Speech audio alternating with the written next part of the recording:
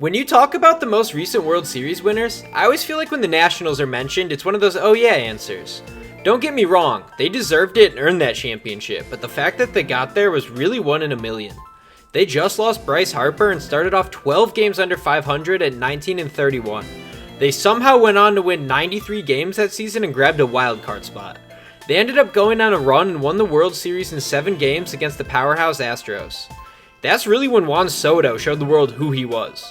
They have not even made the postseason since winning that title, which really exemplifies the Cinderella story that it was.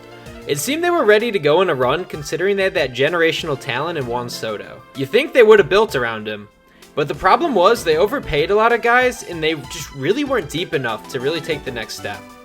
Soto also turned down an insane 15-year, $440 million deal from them, and this is according to sources. This would have made him the highest player at the time. This forced the franchise to trade him rather than gamble on his free agency, and really, it was worth it. This is just a quick reminder that the Angels could have done the same thing with Ohtani before his deal expired, and they could have set themselves up, but no, they messed that up. The thing is, when you have a star like Soto, you trade the whole farm if you want him. This trade sent Juan Soto and Josh Bell to the Padres, and in return they received Luke Voit, Mackenzie Gore, CJ Abrams, Robert Hassell, James Wood, and Yarlin Sasana. At the time of the trade, Abrams was the number 9 prospect in baseball, Hassell was number 37, and Gore was 86. Wood also made the top 100, and today is ranked at number 13. This trade was a complete steal, as Abrams looks like a superstar, and Gore is pitching great, and now Soto isn't even on the Padres. He got traded to the Yankees. This trade alone has done wonders for the Nationals, but so is the trade they made the year before. In this trade, they sent Max Scherzer and Trey Turner to the Dodgers, and got Kyber Ruiz, Josiah Gray, Donovan Casey, and Gerardo Carrillo. Gray and Ruiz were top 100 guys and have already made the Major League roster and been pretty solid. Now here we are in 2024.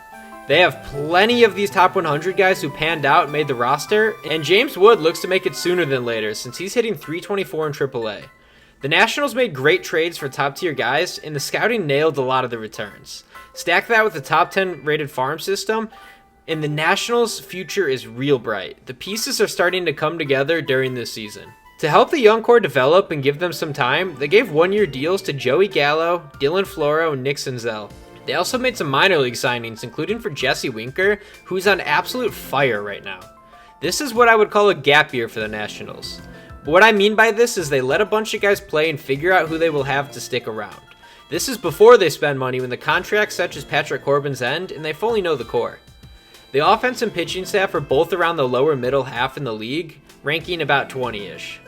What is even more shocking is that they're somehow floating around 500 with a 14-15 record. There never really was a high expectation for this pitching staff. They currently rank 21st in team ERA, but they do got some bright spots. Josiah Gray took a leap forward last season and in 159 innings had a 1.46 whip and a solid 3.91 ERA. That's not bad for your third year in the bigs. But the thing is, after a rough start with 2 games and 8 innings in a 14.04 ERA, he found himself on the injured list. When you look at those numbers, you'd like to think the injury had something to do with the poor performance. I mean, you know what the guy's capable. He balled last year. I'm going to say it was the injury. Give him a chance to come back. Anyways, they also got 24-year-old Mitchell Parker, who has a 1.69 ERA in 16 innings pitched with 3 starts. They got 25-year-old Joan Adon, who made 1 start where in 4 innings he allowed just 1 run. And 27-year-old Jake Irvin had a 4.28 ERA in 33 innings. The Nationals seem to have found their ace of the future with Mackenzie Gore, because in 31 innings he has a 3.19 ERA with 38 strikeouts. You probably have noticed, but the trend is they have a lot of young talent in the rotation, and they are not just in there, they are producing. This is huge for the franchise. Another thing too is Patrick Corbin has also made 6 starts with a 6.82 ERA, but I guarantee you he's gone next season. He's currently on a 6-year, $140 million deal, and that's gone next year, so he's probably going to be long gone, and then they're just going to call up a bunch of the younger guys to fill in slots. Hey, with the money they got too, they're probably going to see some signings. The staff has been good, and the bullpen has been alright. I will say they have a sneaky good closer though. Kyle Finnegan has been good since 2020, and even had 28 saves last year. He has been elite this year with a 2.03 ERA in 13 innings, and he's also 10 for 11 on saves. I feel like not many people really recognize how good Kyle Finnegan is. He will be a free agent in 2026, so what the Nationals will do with him is definitely quite the debate. You could definitely get a decent return for him if he performs this year, or you could keep him to win some more games. But an interesting note is flamethrower Yarlin Susana could throw up to 103 and his ETA is 2026. I see a lot of lists talking about potential future closers for franchises, and Susana comes up a lot. When you got 103 mph like that, imagine that in the 9th inning. Like, look at Mason Miller, Clase, you got Yohan Duran, plays in this time of baseball. Susana was also in the Soto trade. Regardless of what happens, the Nationals have a great young pitching staff, and they still got more help on the way. The Nationals ranked 21 of 30 in runs scored with 119, but they also are on the come up. First and foremost, CJ Abrams, he's a budding superstar. In 110 at-bats, he's batting .282 with a .358 on base, paired with 7 homers and 7 stolen bases. The stat that stands out to me the most is he has 31 hits this year. 16 of those are extra base hits. It just shows the tools, the power, the speed. The guy has 4 triples. He has 5 doubles. He has 7 homers. That is just absurd. Half of your hits go for 2 or more. He's good. He's real good.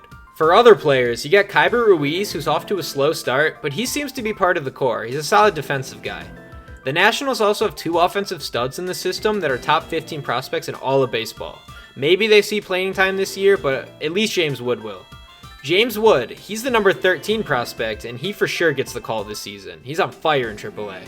But Dylan Cruz is the number 6 prospect in all of baseball and could get the call later this year, but should next year if not. I see a lot of people giving him the ETA of this year, but I feel like that's kind of early because he was in last year's draft class. I think he just needs more time. I really expect 2025 if anything. I think 2024 is just way too early. They have so much talent in the farm that they drafted or traded for, and they should see a lot of call-ups from now to 2026. The future of this offense is super exciting. 23-year-old Luis Garcia is an absolute dog who should be in the core, as he's been productive in this time with the team and is currently hitting .302 and 86 at-bats. My point being is they have so much young offensive talent, it is crazy. And depending on what they want to do, they also got a lot of trade chips. You could get good returns for him, and that's in the form of Lane Thomas or Jesse Winker, who is actually having a really good season. People wrote him off, but he was pretty good for the past few years. I mean, and in Seattle, but when he was on the Reds, he was good. Nationals will be good in the next few years. One of my favorite parts about baseball is just watching the development of players. It gives you hope, and it gives you an extra layer for the teams you're rooting for. I'm a White Sox fan, so we're currently terrible, so I've been pivoting to watching the AA Barons, and they're good. It's fun. You guys should give it a try. I'm sure Nationals fans get real fired up knowing all the prospects and talent that they have coming up. The Nationals won't be good this year. I'm sure they'll get a boost in talent and everything, but they're going to be a problem for the next years. They've done it right. But go ahead and comment your thoughts on the Nationals. Thank you for watching, and make sure to like and subscribe if you enjoyed. I'll see you guys later.